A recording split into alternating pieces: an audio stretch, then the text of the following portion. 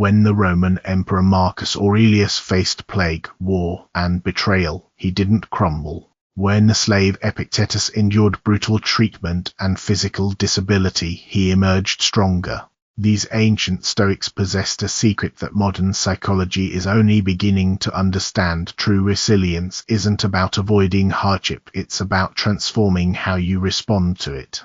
The Stoics developed 5 core principles that can revolutionize how you handle life's inevitable challenges.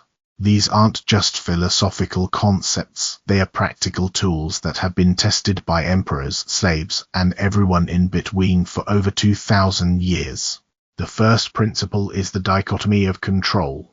Epictetus taught that all things fall into 2 categories: what is up to us and what is not up to us.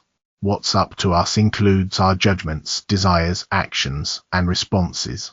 Everything else, other people's behavior, natural disasters, economic crashes, even our own reputation, is not truly under our control. Consider Sarah, a marketing executive who lost her job during company downsizing. Instead of spiraling into panic about things beyond her control, the economy, her former boss's decisions, or her competitors, she focused on what she could control: updating her resume, networking, learning new skills, and maintaining a positive attitude during interviews. Within 3 months, she had secured a better position. This is Stoic resilience in action.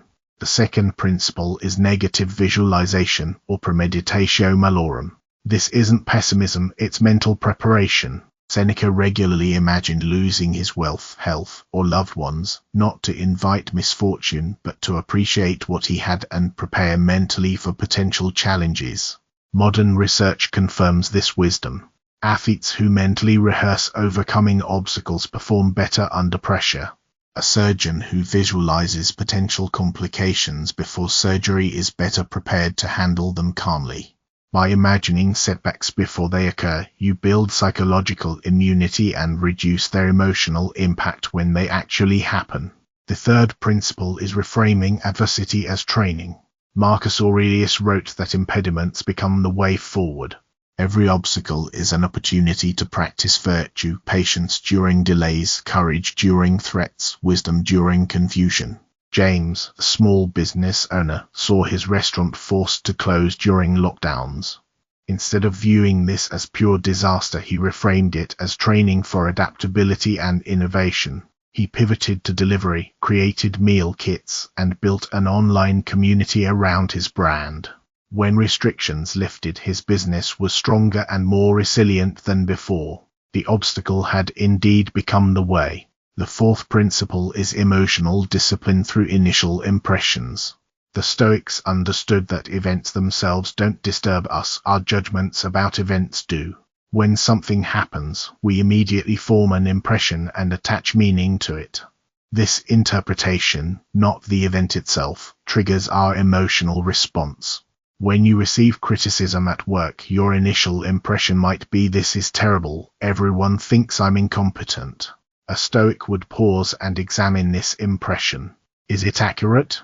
Is it helpful? Could this feedback actually be valuable information for improvement? By controlling your initial impressions, you control your emotional state and can respond more effectively. The fifth principle is focus on virtue over outcomes. The Stoics believed that the only true good is virtue, wisdom, justice, courage, and self-discipline. External outcomes like wealth, praise, or success are preferred indifference, nice to have but not essential for a good life. This mindset liberates you from outcome anxiety. A student applying to medical school focuses on studying diligently and honestly rather than obsessing over acceptance letters. An entrepreneur concentrates on building an ethical business rather than just chasing profits. When you tie your self-worth to virtue rather than results, you become virtually unshakable. These principles work because they address the root cause of suffering, not external events, but our internal responses to them. Viktor Frankl, a Holocaust survivor and psychologist, echoed this Stoic wisdom when he wrote that we cannot always choose our circumstances, but we can always choose our response. The beauty of Stoic resilience is that it grows stronger with practice.